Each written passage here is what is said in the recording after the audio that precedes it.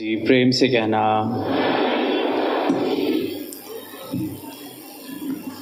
आज यहाँ इस सत्संग कार्यक्रम में हम सब संतों की वाणी श्रवण कर रहे थे। अनेक तरह के भाव, अनेक तरह के तरीके, चाहे वो गीत रहे, विचारें रहीं या कविताएं जिसमें हास्य का रूप भी देखा हमने, पर संकेत सिर्फ एक ही सत्य की तरफ, एक ही रहमत की तरफ जो पूर्ण सद्गुरु ने हम सबके जीवनों पर की है।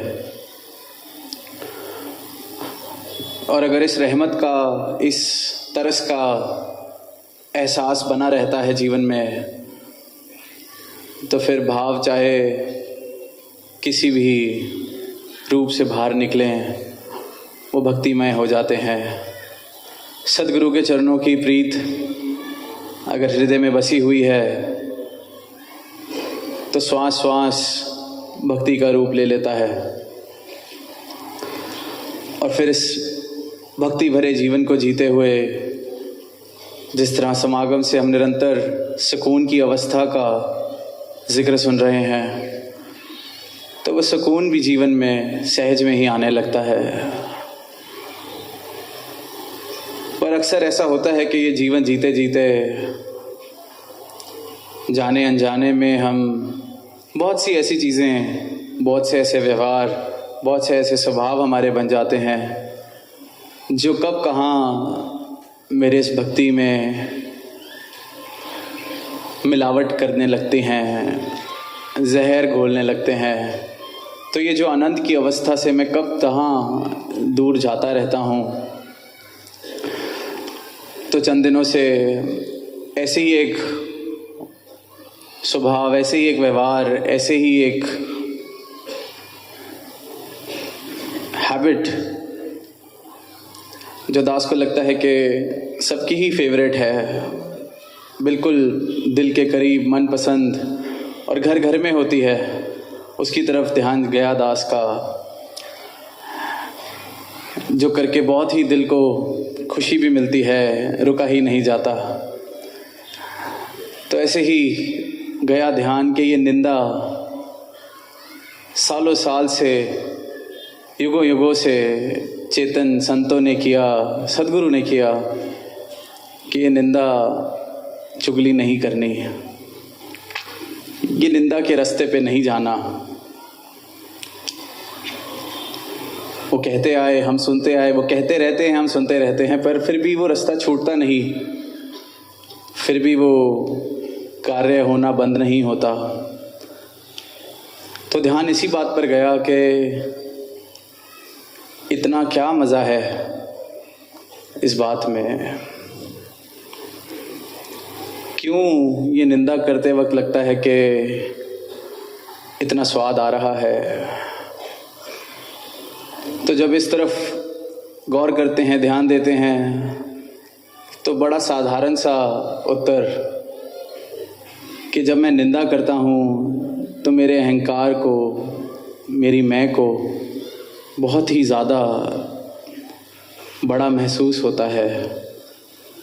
मुझे इस तरह लगता है कि मैं कोई ऊंचा हो गया किसी की निंदा करके, क्योंकि इस श्रेणी में मैं उससे बेहतर हूँ।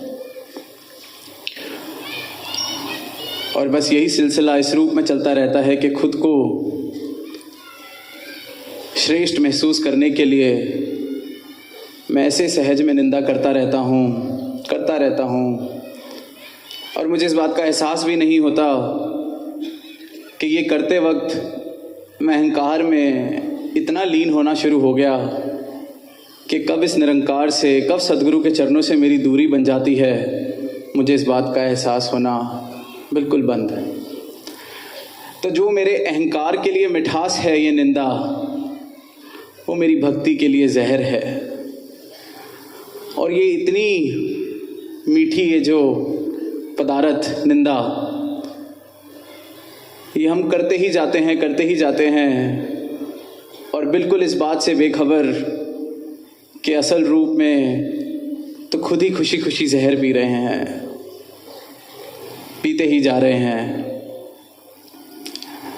क्योंकि अपनी लकीर तो मैं बड़ी कर नहीं सकता, तो खुद को सोचता हूँ कि किसी और के बारे में निंदा करके उसकी लकीर छोटी होती है तो मैं तो बड़ा हो गया। घर पे बैठे हैं तो घर वालों की निंदा, फिर जब घर में मोहल्ले में आस पड़ोस में लगा कि अब सबकी निंदा करके हम सबसे ऊंचे हो चुके हैं तो अब थोड़ा लेवल बढ़ाने की ज़रूरत है। जितने मेरे आसपास हैं इनसे तो मैं ऊपर हो ही चुका हूँ, तो फिर मैं संतों महापुरुषों की निंदा में चला जाता हूँ। फिर लगता है अब इनसे भी खुद को ऊपर महसूस कर पा रहा हूँ, तो फिर लगता है जो ज़्यादा सेवा करते हैं, जिनको कोई सेवा मिली हुई है, जो कुछ कर रहे हैं, तो उनको ज़रा बताया जाए कि कैसे चीज़ें बेहतर हो सकती हैं। फिर मैं ज़रा उनकी निंदा, और ऐसे ये सीढ़ी में चढ़ता जाता हूँ। क्योंकि कब तक एक ही इंसान से लड़ाई लड़ूंगा, उससे तो मैं जीत गया निंदा करके उसकी अपने दिल में। तो पहुँचते पहुँचते फिर एक ऐसी अवस्था भी पहुँच जाती है कि अब दुनिया की भी निंदा कर ली, परिवार की भी निंदा कर ली, आस पड़ोस की निंदा हो गई, संतों महापुरुषों की निंदा हो गई, सेवादारों की हो गई, अधिकारी की हो गई। अब शेष कौन रह गया? फिर परमात्मा, फिर गुरु कि ये क्यों, वो क्यों, ऐसे नहीं, वैसे नहीं। तो इस निंदा के खेल से जो स्वाद मिल रहा है, तो दास का ध्यान यही गया कि अगर इसकी तरफ चेतन खुद को कर लिया जाए तो शायद फिर उस शब्द की ज़रूरत नहीं पड़ेगी, उस बात की ज़रूरत नहीं पड़ेगी कि निंदा ना की जाए, क्योंकि उससे तो कोई असर हुआ नहीं, ना होना है। तो दास बिल्कुल भी आज ये नहीं कहेगा कि निंदा नहीं करनी चाहिए। जिसको करनी है बिल्कुल और ज़ोर शोर से और जम के बिल्कुल की जाए, पर साथ बस इस बात का ख्याल रखा जाए कि ये मैं जहर का सेवन कर रहा हूँ, ये मैं भक्ति की राह से इतना दूर जा रहा हूँ, निरंकार को अपने जीवन से, अपने हृदय से इतना दूर कर रहा हूँ कि शायद फिर लौट कर आना मुश्किल ना हो जाए। तो निंदा करी जाए, बखूबी करी जाए, जितनी ज़्यादा करी जा सकती है उतनी ज़्यादा करी जाए, पर बस ये बाद में शिकायत ना की जाए कि मुझे जहर पीने से रोका क्यों नहीं गया। तो ये जहर है, एक गर्म पतीले पे हाथ रखने से रोका जाता है, पर बच्चा जब तक शायद हाथ नहीं लगाए तब तक उसको मज़ा नहीं आता। तो निंदा ना करी जाए, इस बात का तो कोई असर, क्योंकि युगों युगों से संतों ने, पीरों ने, पैगंबरों ने, और फिर जिसकी निंदा हो रही है उसको भी कहा है कि इसका तो सिर्फ फ़ायदा ही है आपके लिए। क्योंकि अगर निंदा करने वाला सच बोल रहा है तो आप लाभ उठाइए, अपना सुधार कीजिए। निंदक नीरे राखिए, आंगन खोटी छवाए, बिन पानी साबुन बिना निर्मल करे सुभाए। कबीर दास जी ने कहा कि इसको तो इतना नज़दीक संभाल के रखो, इस निंदक को अपने, पानी के बिना, साबुन के बिना निर्मल कर रहा है हमारे स्वभाव को। और अगर झूठ बोल रहा है, जो अक्सर होता है, क्योंकि किसी को अगर सुधार करना हो तो बड़े प्यार से आकर, कोई मेरा प्रिय हो, प्रियजन हो, मुझे प्यार से आकर कह सकता है, लेकिन कोई मुझे तो ना कहे पर बस निंदा ही कर रहा है, तो अक्सर उसको पूरी बात पता नहीं, सिर्फ वो अपने अहंकार को बड़ा करने के लिए कर रहा है। और अगर वो सच नहीं है निंदा, तो भी मुझे परेशान होने की ज़रूरत नहीं, फिर वो मेरी हंसी का कारण बन जाती है। क्योंकि महापुरुष चेतन है, उनको पता है कि निंदा करनी नहीं। ब्रह्मज्ञानी निंदा कर नहीं सकता, क्योंकि फिर वो ब्रह्मज्ञानी नहीं रहा, उस पल में वो निरंकार से बहुत दूर है, अहंकार को अपने इतना मजबूत कर रहा है ये करते वक्त। और जहाँ संत हैं वो फिर ये भी कह रहे हैं कि निंदो निंदो मोको निंदो, निंदा जन को खरी प्यारी। ये तो बड़ी प्यारी है निंदा, जितनी निंदा कर सकते हो मेरी करो। क्योंकि खुद का स्वभाव अगर सुधर सकता है, कोई इतना परोपकार मुझ पर कर सकता है कि अगर एक बूंद भी कोई कमी रह गई है तो मुझे शुद्ध कर सकता है, तो क्यों ना करे। कोई औजार किसी को खूबसूरती दे, कोई पत्थर को मूर्ति बनाए और फिर जिस कील से उस पर या जिस औजार से उस पर काम किया जा रहा है और पत्थर उससे शिकवा करे कि आपने ऐसे क्यों किया, पर पत्थर तो सिर्फ शुक्राना करे कि आपने मुझे संवार दिया है, सुंदर कर दिया है। तो जिसकी निंदा हो रही है उसका फ़ायदे का ही सौदा है, और जो कर रहा है वो बेशक करता जाए, पर बस ये याद रखे कि जहर पिया जा रहा है, भक्ति के लिए जहर है। और कोई कहता है कि भक्ति से, आनंद से कुछ लेना देना ही नहीं, सुकून से, निरंकार से कुछ लेना देना ही नहीं, फिर उसको दास ये कहना चाहेगा कि अगर अहंकार ही करना है तो इससे अच्छा तो कुछ करके, कुछ हासिल करके, कोई काम करके उसका कर लिया जाए। अगर अहंकार करना भी है तो कोई मेहनत मुशक्क़त करी जाए, किसी का भला किया जाए।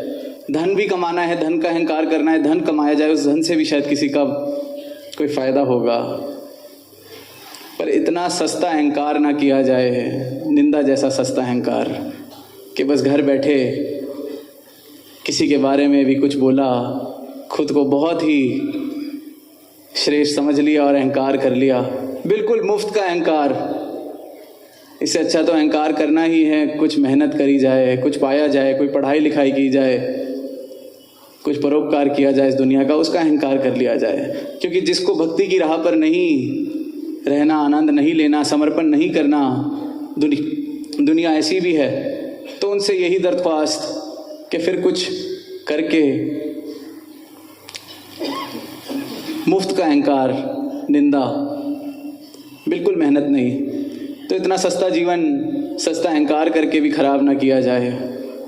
अगर भक्ति का रस लेना है, इस परम अवस्था को प्राप्त करना है, इस सत्य को पल पल में शामिल करना है, सद्गुरु के चरणों से प्रीत निभानी है, जीवन के पल पल में सुकून का एहसास करना है, तो इस जहर का सेवन हम छोड़ते चले जाएं, क्योंकि ये जहर हमारी भक्ति को किसी भी लायक नहीं छोड़ता।